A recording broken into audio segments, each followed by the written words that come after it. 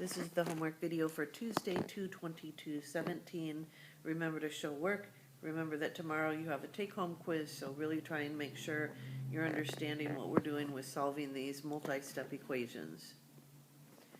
Okay, so first on this problem, the nice thing is there's no worry about combining like terms or distributing. So my first step is to get x on just one side. I can either get rid of the 4x or I can get rid of the negative 6x.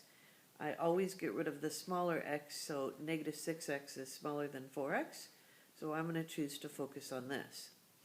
The opposite of negative 6x is positive 6x, so to get rid of negative 6x, I have to add 6x to it.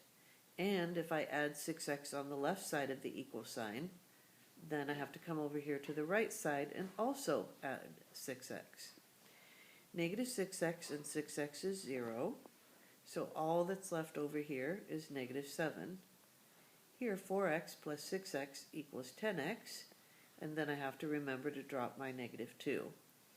Now I'm trying to solve for x, and solving for x means getting rid of whatever is with it. The first thing that's with it is the being multiplied by 10, and then the other thing is the having 2 subtracted from it.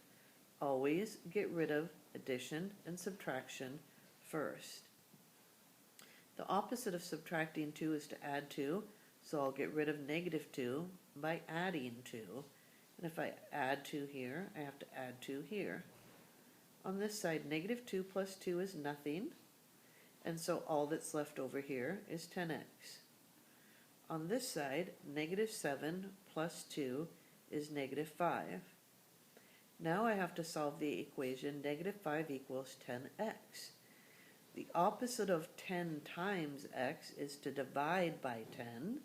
So I'm going to divide by 10 here, and I'm going to divide by 10 here. 10 divided by 10 is 1, and 1 times x is x. And over here, negative 5 divided by 10 is really negative 1/2. Number 2. On this problem, I first have to distribute in order to get rid of the parentheses. Distribute means to multiply the 1/2 times both of these things that are in the parentheses, the 7x and the negative 6. 1/2 of 7x is 3.5x. 1/2 of negative 6 is negative 3. My new equation is 3.5x minus 3 equals 6x minus 10. Now I need to get the x on just one side.